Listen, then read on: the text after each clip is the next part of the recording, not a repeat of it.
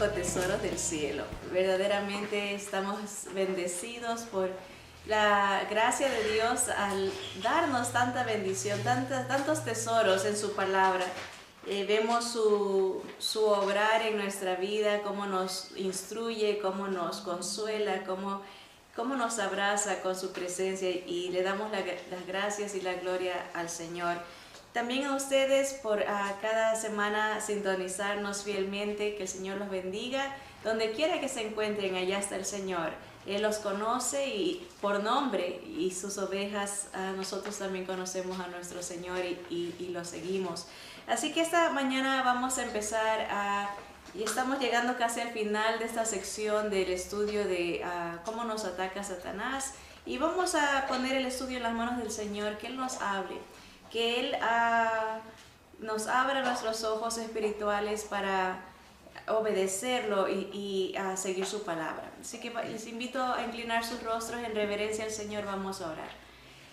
Amado Padre, Señor, te damos a ti toda la gloria y la alabanza, Señor. Gracias por este nuevo día de vida que nos da, Señor, y la libertad de abrir tu palabra, Señor, y ver la luz, escudriñar la verdad de tus escrituras, Señor. Gracias, Espíritu Santo, por tu presencia en nosotros, Señor.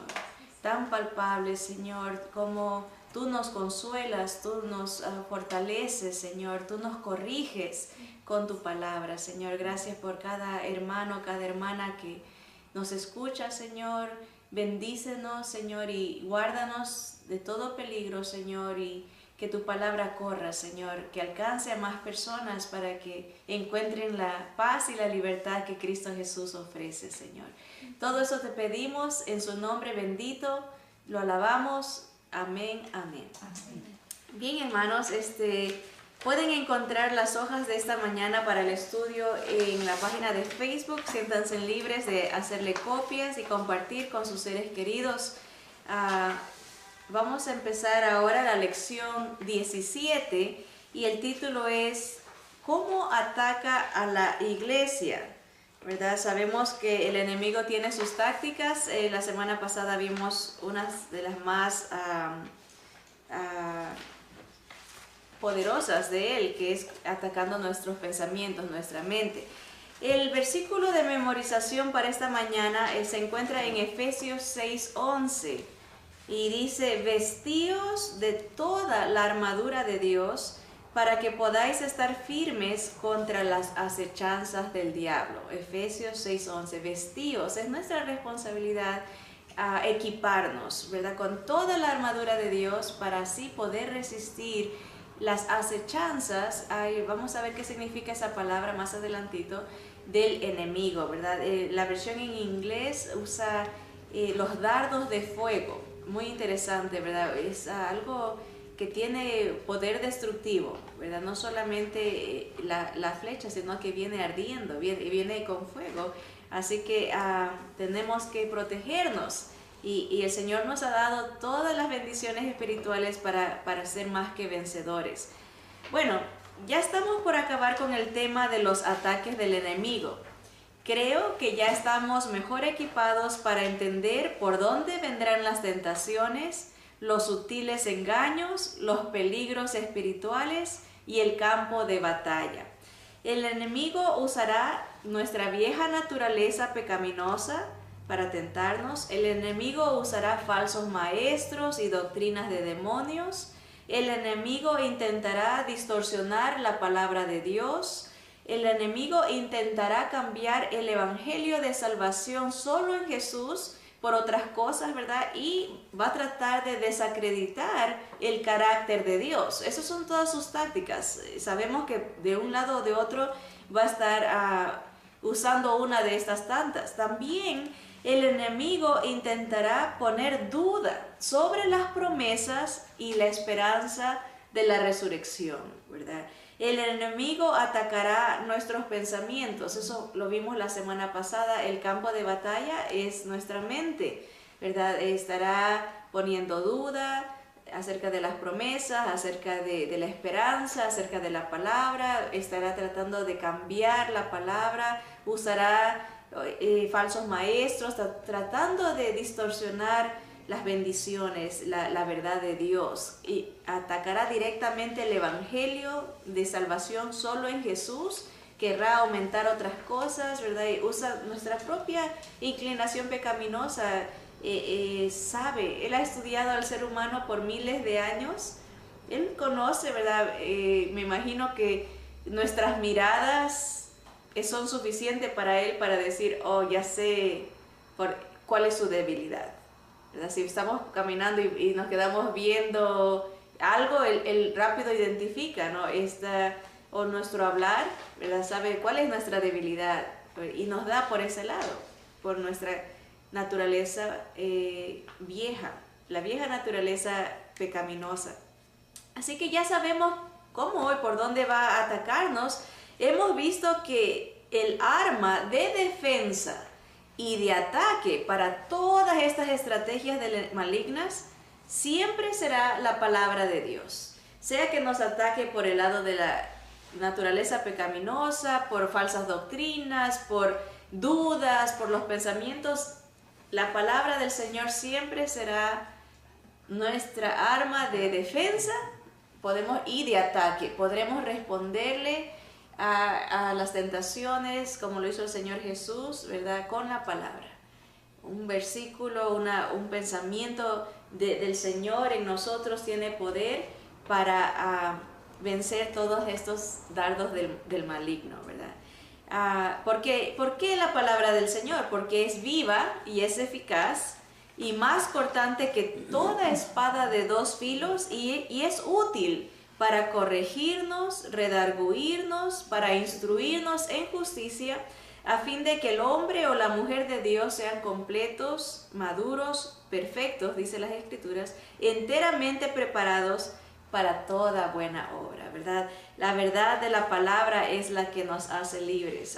Hemos escuchado, normalmente ustedes ven la hora de estudio, ¿verdad? Pero nosotros nos reunimos una media hora antes para orar y para dar testimonio de lo que el Señor está haciendo en nuestras vidas, y nos gozamos al escuchar cómo el Señor derriba esos argumentos que se levantan de desobediencia, pensamientos de desobediencia en contra de la palabra, en contra de la voluntad del Señor. El Señor derriba todos esos argumentos con el poder de su palabra. A la medida que uno se humilla, se somete a la voluntad del Señor, a la voluntad de la palabra, ve cómo Dios empieza a romper esas fortalezas de desobediencia, de malos hábitos que uno se ha hecho en su vida y que le han acarreado sufrimiento, que le han acarreado amargura, irritabilidad, ¿verdad? A veces uno vive encerrado en esos mismos malos hábitos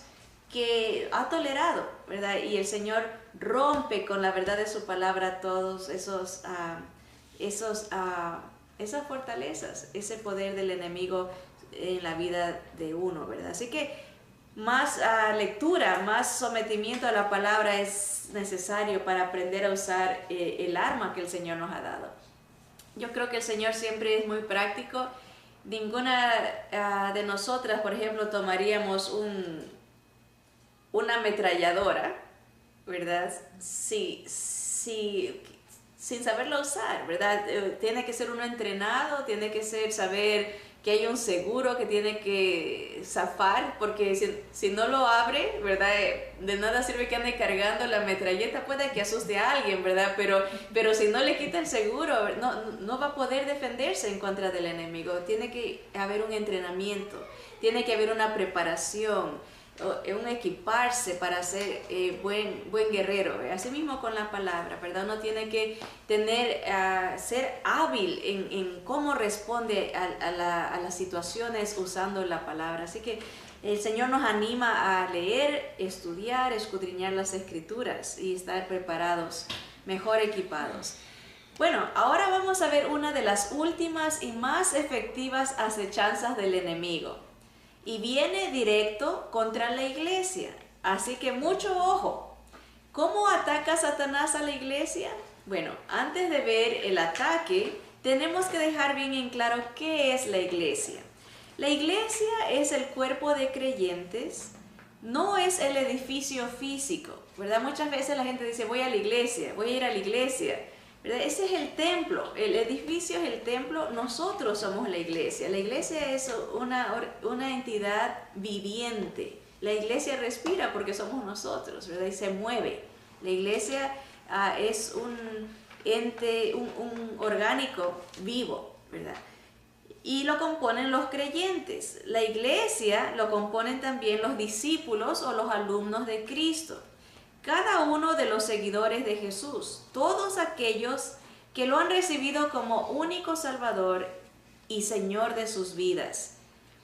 Ellos componemos el cuerpo de Cristo, la iglesia, o como también se la conoce, la novia. ¿Alguna vez ha dicho, bueno, voy a ir a la novia del Señor? Uno dice, voy a ir a la iglesia, pero iglesia y novia es lo mismo para Cristo, para Jesús. La iglesia es su novia, ¿verdad? Y a esta novia se le dio una garantía o un anillo, como dice el libro de Efesios capítulo 1, que es el Espíritu Santo. Esa es la garantía de Jesús, le deja ese tesoro para que cuando Él venga, Él va a buscar a su novia que tenga la garantía, que tenga el anillo, que es el Espíritu del Señor. La iglesia, el cuerpo o la novia del Señor, es odiada por Satanás. A la iglesia se le ha dado o encomendado el privilegio de hablar de su novio.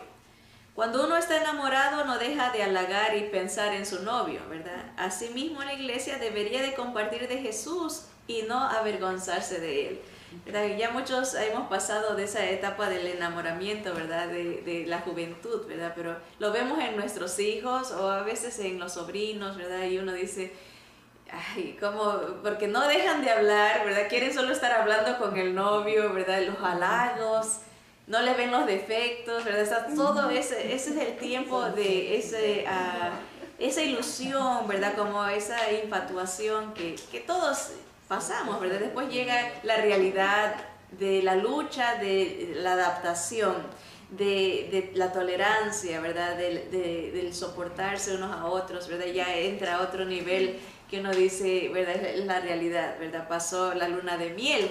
Pero la iglesia debe de estar enamorada de su novio, Jesucristo, ¿verdad?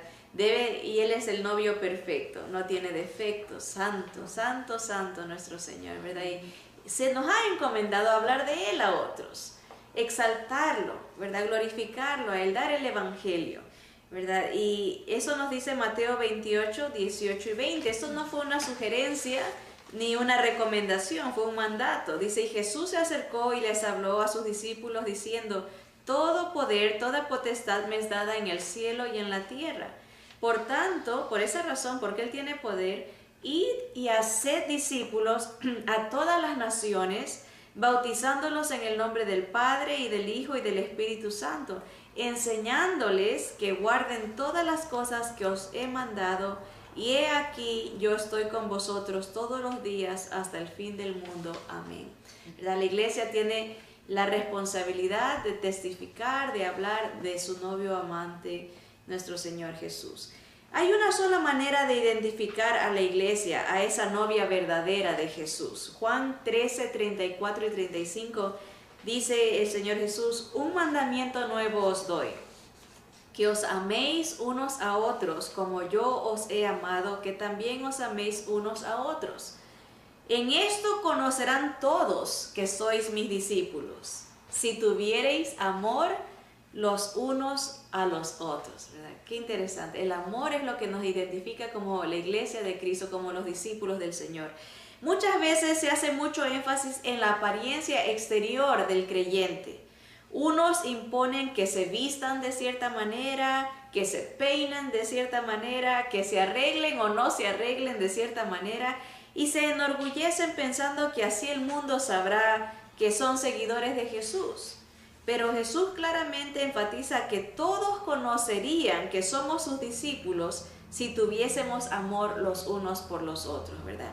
Hay iglesias que dicen, no, si no te pones corbata, no eres santo, no eres de Dios. Otros dicen, no, puedes ir en chancletas, pantuflas a la iglesia, no importa lo de afuera. Hay extremos, ¿verdad? Pero el Señor dice, la apariencia exterior de cómo te vistas o cómo te peinas o cómo te arregles, no es tanto lo que te va a identificar como mi seguidor, como mi discípulo, como mi hijo.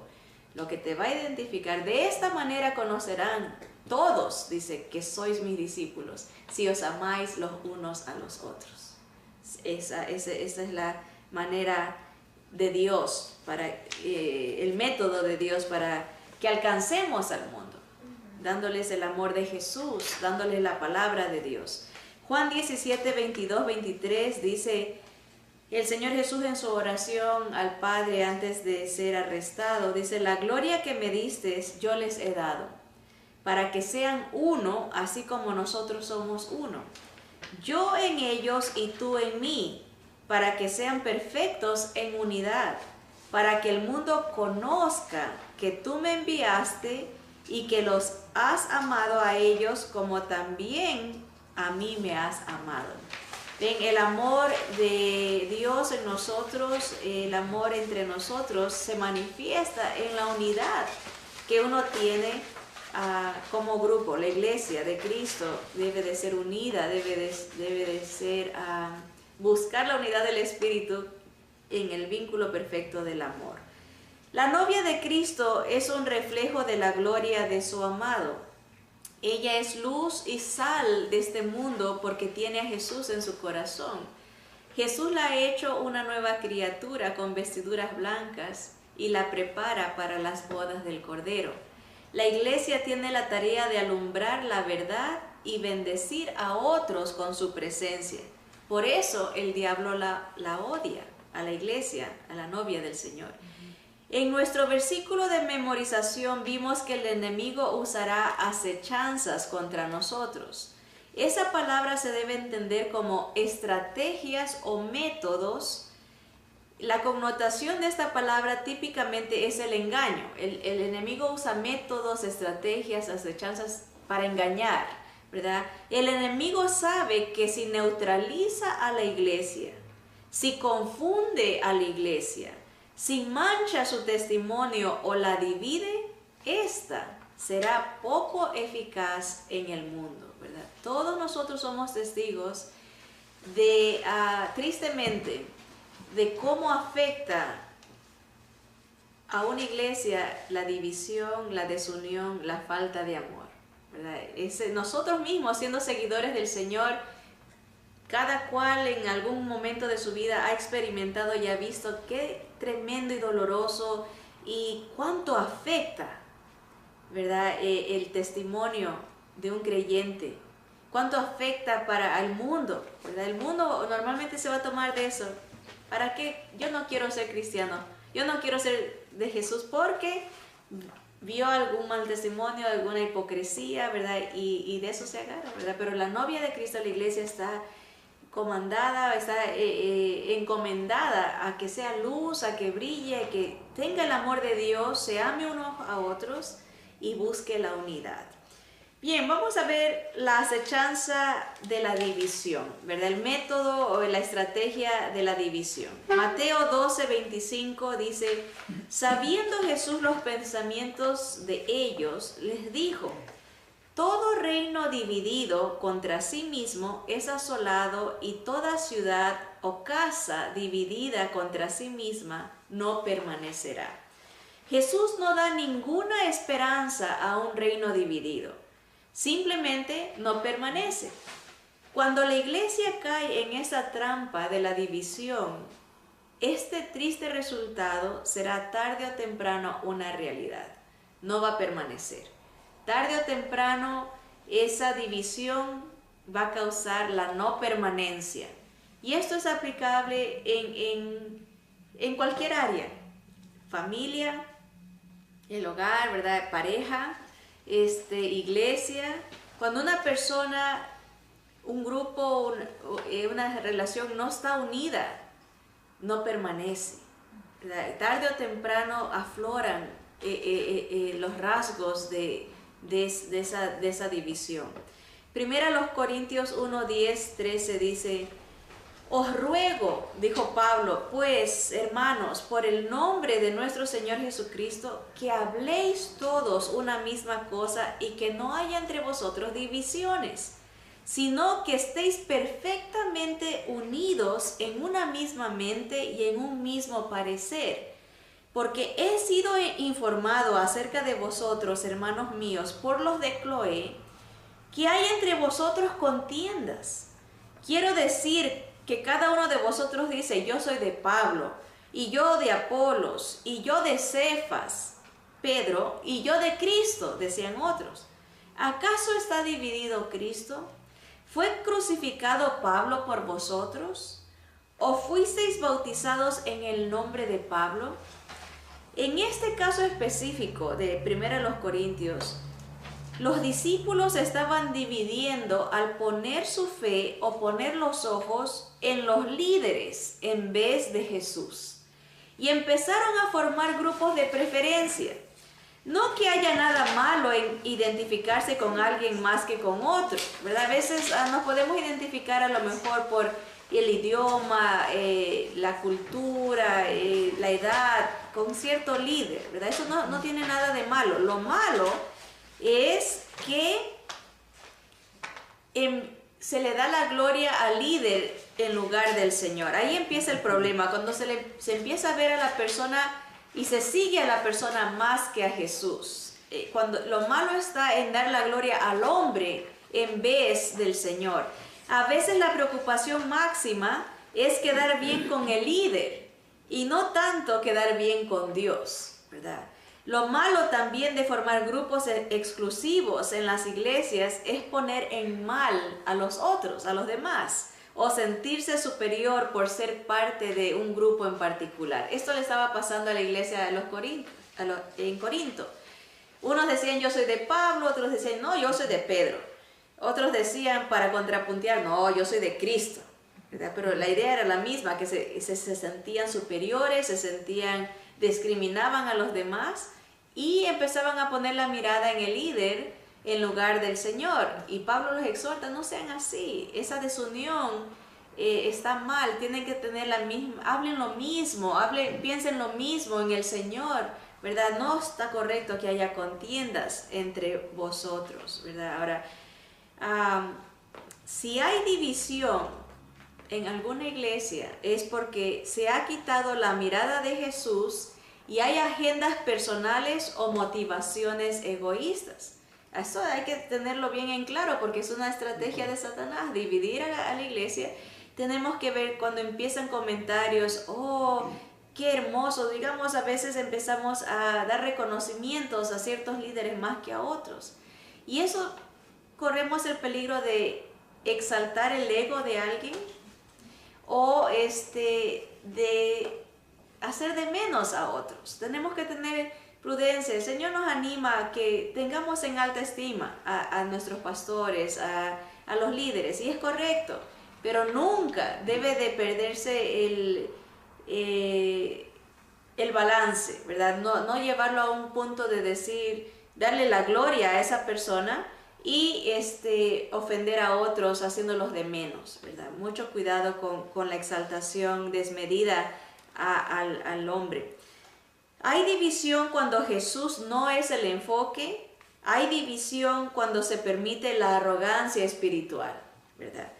¿Qué otra cosa crea división entre nosotros? Número 3. Dice, hay división cuando un creyente peca contra otro. Esto es muy delicado y vamos a ver de qué estamos hablando aquí. Ya hemos visto, hay división cuando se empiezan a hacer grupos, se quita la mirada del Señor de su visión, la visión de Cristo, y se empieza a meter agendas personales y motivaciones egoístas, ¿verdad? Tenemos que tener cuidado. Okay. Vamos a ver otro. Efesios 4, 23 al 32 nos dice, y renovaos en el espíritu de vuestra mente. Noten otra vez que todo empieza con nuestros pensamientos. Y vestíos del nuevo hombre, creado según Dios en la justicia y santidad de la verdad. Por lo cual, desechando la mentira, hablad verdad cada uno con su prójimo, porque somos miembros los unos de los otros. Vayan ahí subrayando, ¿verdad? La mentira causa división, ¿verdad? Pensar mal de otros. Dice, airaos, pero no pequéis, los corajes. No se ponga el sol sobre vuestro enojo, o sea, los resentimientos albergados en el corazón. Ni deis lugar al diablo. El que hurtaba, no hurte más, sino trabaje, haciendo con sus manos lo que es bueno, para que tenga que compartir con el que padece necesidad. Ninguna palabra corrompida salga de vuestra boca, sino la que sea buena para la necesaria edificación, a fin de dar gracia a los creyentes. Está hablando a la iglesia, ¿verdad? Obviamente esto lo aplicamos en nuestras relaciones familiares, de trabajo, laborales, pero es específico. A los creyentes, no mientan, no se mientan entre ustedes, no hablen mal, no se ofendan, no alberguen resentimientos, ¿verdad? ¿Qué más? Dice, no estén enojados unos contra otros, ¿verdad? Miren el versículo 30, dice, y no contristéis al Espíritu Santo de Dios, con el cual fuisteis sellados para el día de la redención. Hacer todas esas cosas ofenden al Espíritu Santo. Versículo 31 dice, quítense de vosotros toda amargura, enojo, ira, gritería y maledicencia y toda malicia. Antes sed benignos unos con otros, misericordiosos, perdonándoos unos a otros, como Dios también os perdonó a vosotros en Cristo. Ahora, debemos buscar la unidad. Muchas veces ofendemos con nuestro trato, con palabras, con actitudes o por falta de integridad, como hemos leído. Cuando mentimos en negocios, cuando estafamos a los hermanos, cuando andamos en amarguras y griterías, con iras y con malicia. ¿Qué es la malicia? Porque dice, quítese de vosotros toda gritería y malicia. ¿Qué es una malicia? De acuerdo al diccionario, malicia es mala intención o acción. Es la habilidad de algunas personas de sacar provecho de otros o convencerlos. A mí me toca, por la gracia de Dios, ir a la cárcel de mujeres el fin de semana y se ve mucha gente que está ahí presa por la malicia de otros, que han manipulado las circunstancias para sacar provecho del que y está preso. Lo usó para que se meta en algún negocio de drogas, lo manipuló, lo convenció. Eso es ser malicioso, es la habilidad que tienen algunas personas de sacar provecho de otros y convencerlos. Es tener una mala intención o acción. Y el Señor nos dice, no es correcto que un creyente o un discípulo mío proceda con malicia, que tenga, que hable mal de otros, que mienta, que ofenda con palabras, que haga transacciones fraudulentas, que estafe. Por eso dice, el que hurtaba ya no hurte más. Póngase a trabajar, ¿verdad? Gane honestamente para que pueda ayudar al que tenga necesidad. Hay gente que le gusta siempre estar dependiendo de otros y pone esta de Dios, pone a Dios por enfrente, ¿verdad? Si eres cristiano, tienes que ayudarme. Si eres cristiano, tienes que prestarme ese dinero. Si eres cristiano, porque si no le prestas, eres el peor cristiano, no hay amor. Eso es una manipulación, eso es actuar con malicia. Y por eso muchas veces hasta uno mismo dice, no quiero hacer negocios con cristianos, ¿verdad? ¿Cuántas veces se oye eso? ¿Por qué? Porque por lo general has tenido una mala experiencia, un quebrantar de corazón, porque ha habido malicia en el proceder del otro, ¿verdad? Y uno dice, Señor, eso cuando pasa causa división. Miren, si no hay unión en la iglesia, posiblemente se estén ofendiendo y pecando unos contra otros, ¿verdad? Mintiendo, hablando, actuando o simple y llanamente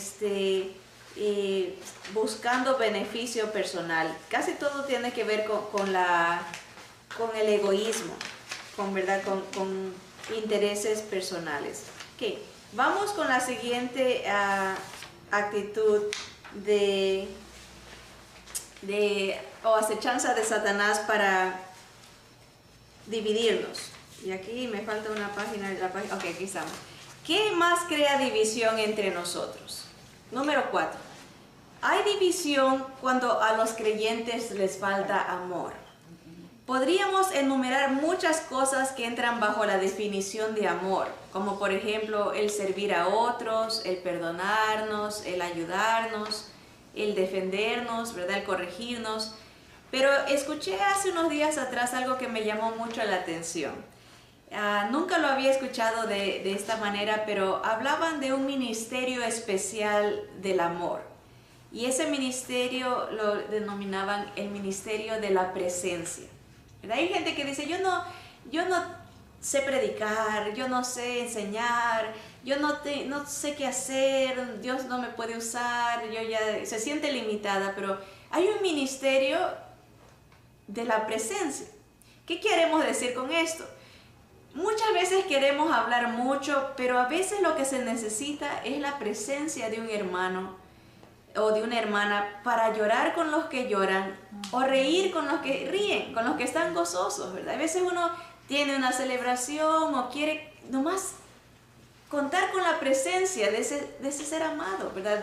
Del ánimo, del abrazo. A veces uno no sabe qué decir, por ejemplo, alguien está sufriendo, pero si esa persona va, esa presencia ahí, decir, aquí estoy para ti, ¿en qué te ayudo? ¿Verdad? ¿Quieres que te ayude limpiando la casa? ¿O vamos a comer? O la presencia. Ese es un ministerio del amor, ¿verdad? Y cuántas veces nos falta eso como iglesia, como creyentes, ¿verdad? Y empieza la división. Porque no hay amor, porque pecamos unos contra otros o porque hay agendas personales, ¿verdad? No hay tormenta, ni prueba, ni desastre que pueda separar a los miembros que verdaderamente se interesan unos por otros. Por el contrario, si nuestro amor por los hermanos se enfría, podemos tolerar la falta de unidad. Si no hay unión en una iglesia, puede que en realidad no haya amor de los unos por los otros allí, sino una tolerancia hipócrita de costumbrismo. A veces nos vemos y nos toleramos nomás porque estamos acostumbrados a vernos, ¿verdad? Pero no porque en verdad haya un amor, un preocuparse de qué le está pasando al otro, ¿verdad? ¿Cuáles son sus sufrimientos? ¿Cuáles son sus alegrías? No siempre hay hermanos que en verdad solamente quieren contar sus tristezas, pero también y cuando vienen las alegrías no se acuerdan de uno. Vienen las carnes asadas y no se acuerdan de uno, pero cuando están los problemas, hermana, necesito que ore, hermana, necesito... Y cuando están las alegrías, no debe de ser así. También para las fiestas, también para los paseos, ¿verdad? Acordarse de los hermanos, eso trae unidad. Colosenses 3:14 dice, y sobre todas estas cosas, vestíos de amor, que es el vínculo perfecto. Romanos 14:1 dice, recibid al débil en la fe, pero no para contender sobre opiniones, ¿verdad? Mostrar amor en paciencia para los débiles.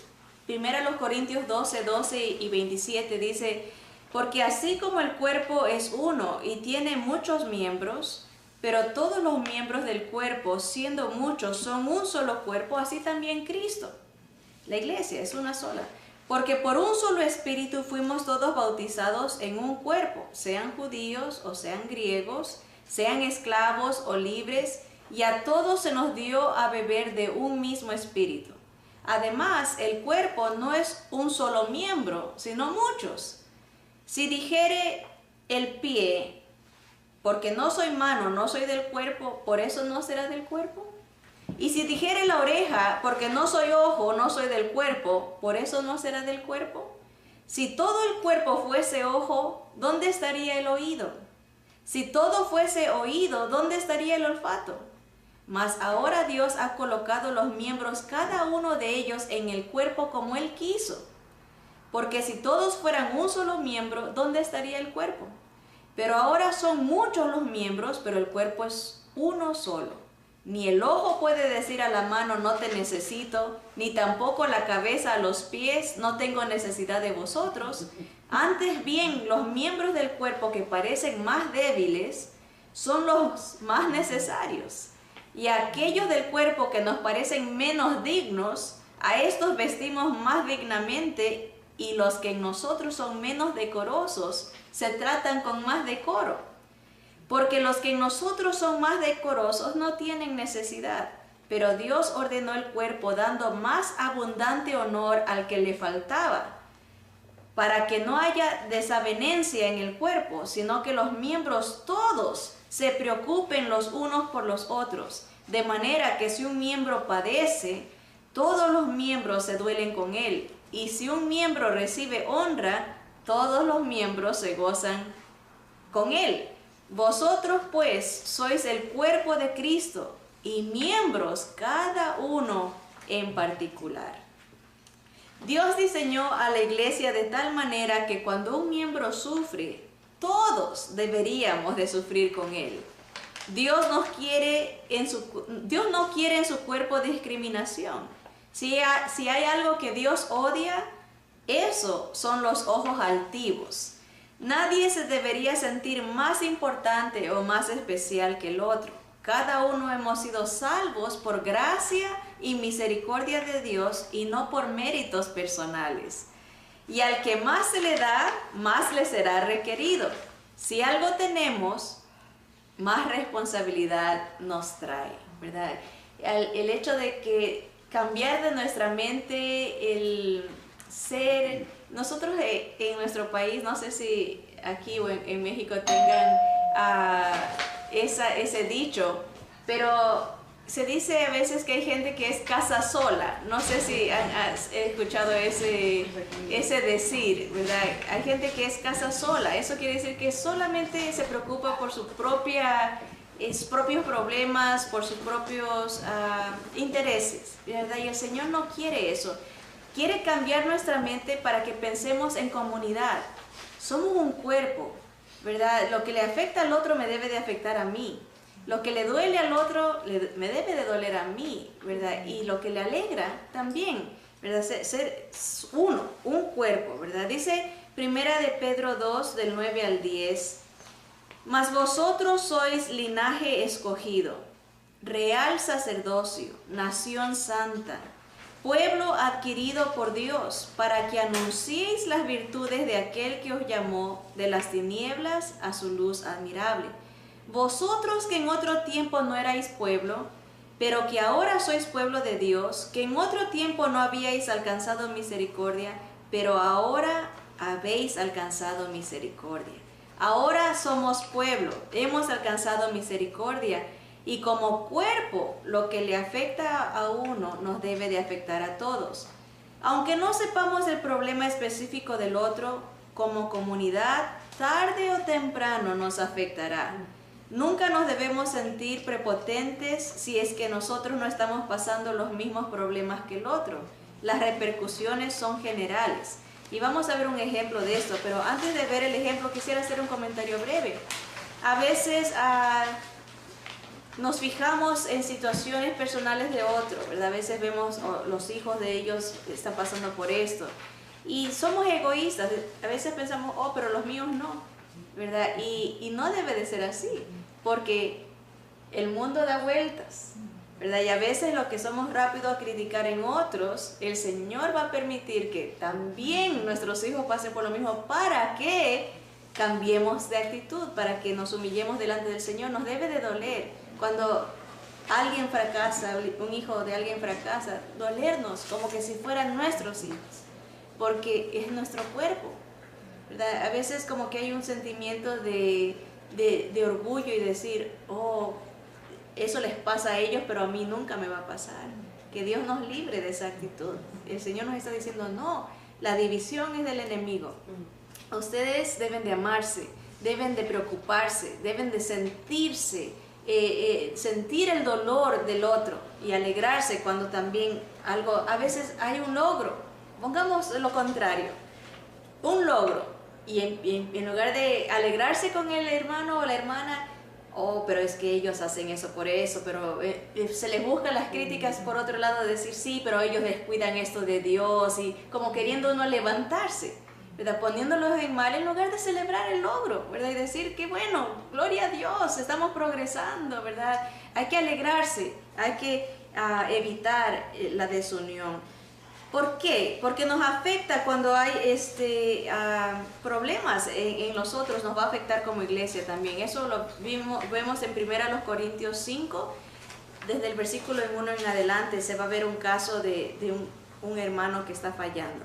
En el versículo 1 dice Pablo: de cierto se oye que hay entre vosotros fornicación, y tal fornicación cual ni aún se nombra entre los gentiles, tanto que alguno tiene la mujer de su padre. Y vosotros estáis envanecidos, la iglesia. ¿No debierais más bien haberos lamentado para que fuese quitado de en medio de vosotros el que cometió tal acción? Ciertamente yo, como ausente en cuerpo, pero presente en espíritu, ya como presente, he juzgado al que tal cosa ha hecho. En el nombre de nuestro Señor Jesucristo, reunidos vosotros y mi espíritu con el poder de nuestro Señor Jesucristo, el tal sea entregado a Satanás para destrucción de la carne, a fin de que el espíritu sea salvo en el día del Señor Jesús. No es buena vuestra jactancia. ¿No sabéis que un poco de levadura leuda toda la masa? Limpiaos pues de la vieja levadura, para que seáis nueva masa, sin levadura como sois, porque nuestra Pascua, que es Cristo, ya fue sacrificada por nosotros. El pecado de este hermano estaba contaminando la iglesia. Todos se llenaron de arrogancia y jactancia. Muchos estudiosos creen que la iglesia empezó a festejar, por decirlo así, los pecados para, según ellos, exaltar la gracia del perdón de Dios.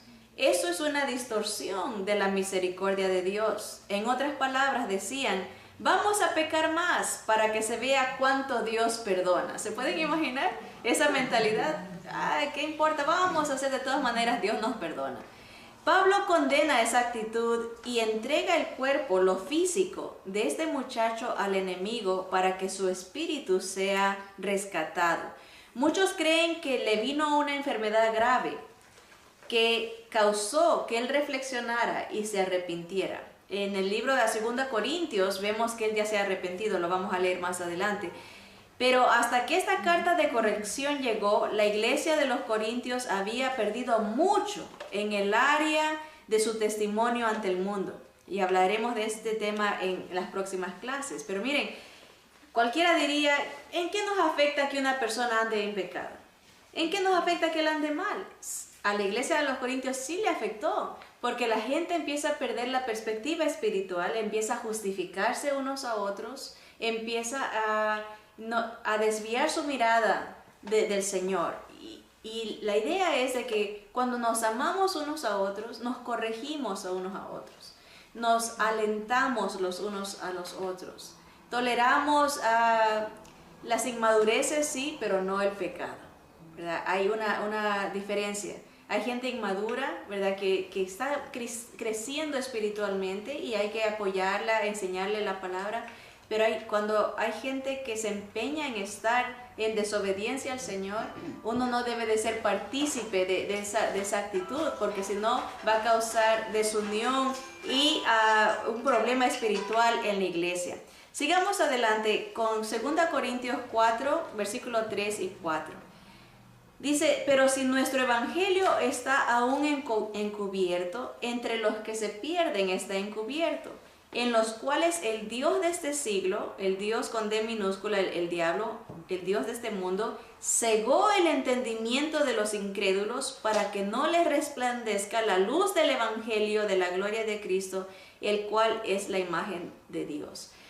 El evangelio no penetra muchas veces, obviamente, por incredulidad. El incrédulo no ve con fe la palabra del Señor, no la acepta, pero muchas veces esa luz no penetra por el mal testimonio de los creyentes. El enemigo usa eso para enceguecer a la gente. El enemigo usa eso para que no le resplandezca la luz del evangelio. Y debemos de tener mucho cuidado. La iglesia de los Corintios cayó en esa trampa por justificar el pecado de alguien, se descuidó espiritualmente y perdió influencia en su mundo, ¿verdad? En su comunidad.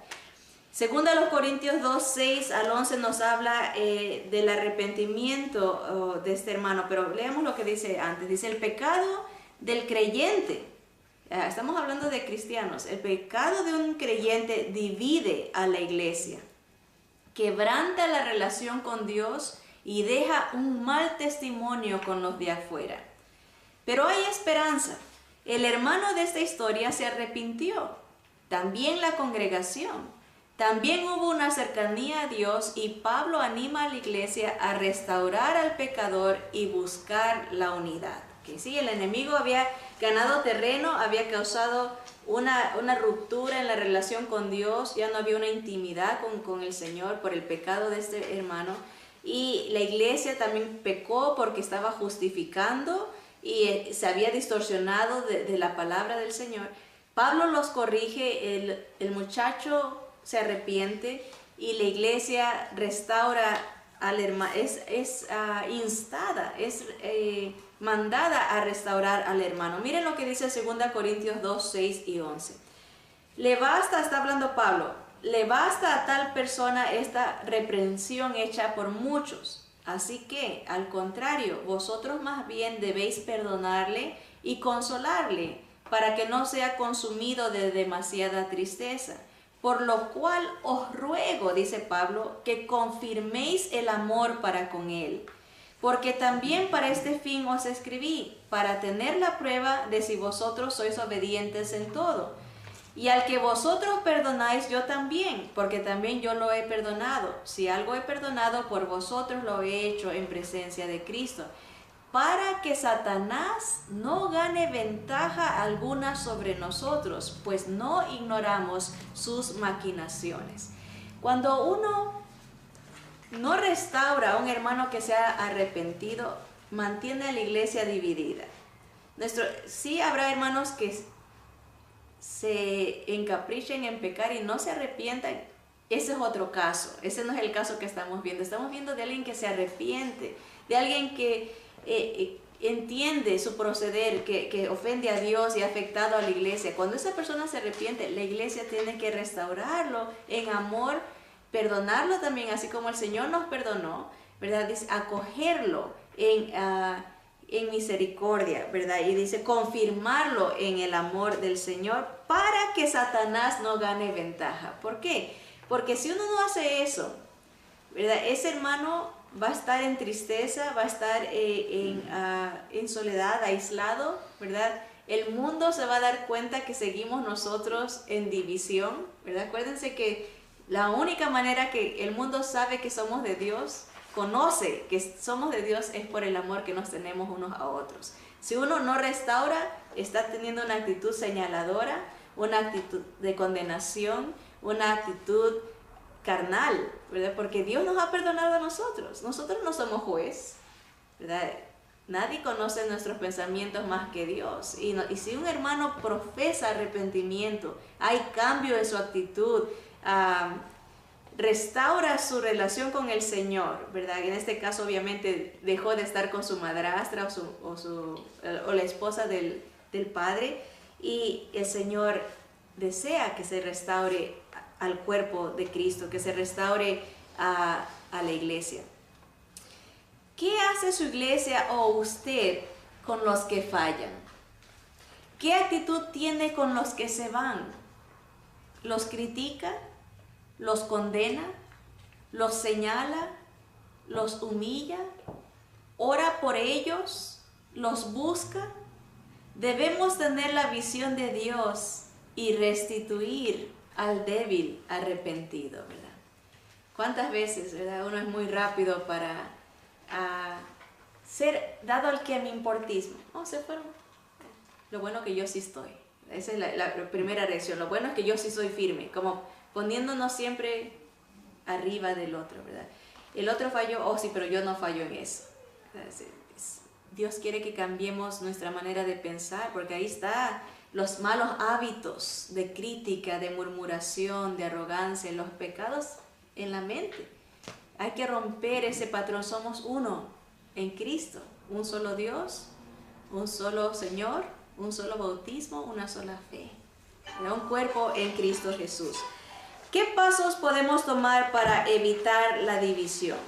Bueno, poner a Dios primero, perdonar, edificar y animar a otros, hablar con cortesía, buscar la gloria de Dios y no la del hombre, la de los hombres, tener una opinión modesta de uno mismo, buscar reconciliarse enseguida, no culpar a otros, se tenga o no toda la información completa.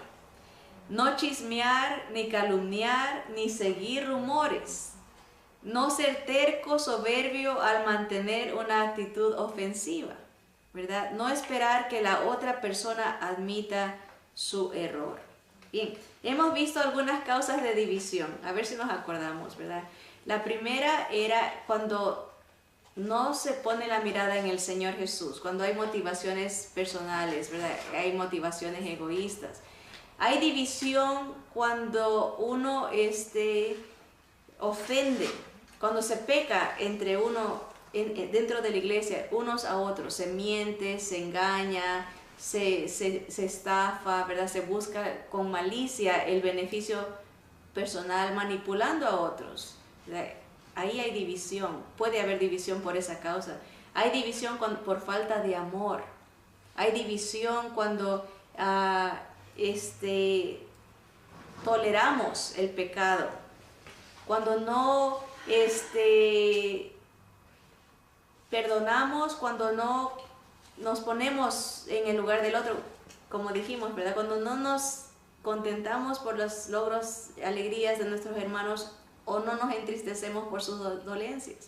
Ahí empieza a haber división. Se tolera la frialdad. Nomás nos toleramos, pero no hay un verdadero, como decía Pablo, un amor entrañable. Eso quiere decir que hasta nuestras entrañas, nuestros intestinos, nuestro estómago sienta ese amor por el otro, ¿verdad? Ayudarnos, soportarnos, restaurarnos. Satanás usará esta táctica, la acechanza, ese dardo de fuego, la maquinación o la artimaña de la división en todos los aspectos de nuestras relaciones, sea en la iglesia, sea en el trabajo, sea en nuestra familia o con nuestra pareja, nuestro esposo. Siempre Satanás adora la división. Cuando usted se encuentre en una situación donde se da cuenta que el enemigo está tratando de dividir padres contra hijos, hijos contra padres, esposos contra esposas, las esposas contra los esposos, hermanos contra hermanos. Ahí están las huellas digitales de Satanás. Él adora la división. Pero Jesús desea la unidad en la verdad y el amor. No caigamos en la trampa. Dice las escrituras en Santiago 4:6, Dios resiste a los soberbios y da gracia a los humildes. ¿Verdad? Que Dios nos libre, que seamos instrumentos usados por el enemigo para dividir, ¿verdad? Sea a la iglesia o sea en nuestras relaciones con el prójimo, ¿verdad? Que Dios al contrario nos use para mantener el vínculo de la unión en el Espíritu del Señor. Que Dios nos bendiga, nos dé sabiduría, fortaleza y que la interesa para cumplir su palabra diariamente para la honra y gloria de nuestro Señor Jesucristo. Que Dios nos bendiga. Vamos a orar. Amado Padre Celestial, te damos gracias, Señor, porque tú eres un Dios de amor, de unidad, un Dios de paz. Y todo eso lo encontramos en Jesús. Jesús buscaba la gloria tuya, Señor, y tu voluntad.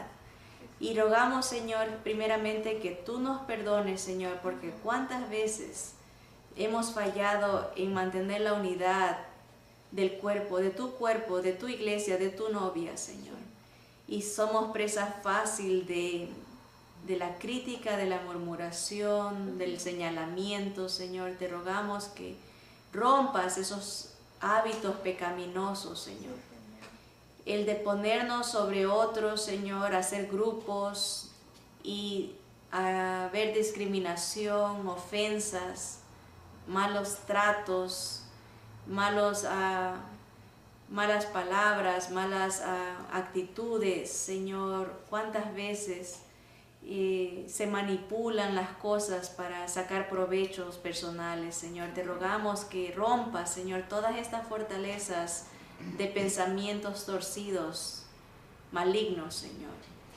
Ayúdanos, como dice tu palabra, a crucificar nuestro cuerpo, nuestra mente. Renovaos con el poder del Señor, el entendimiento.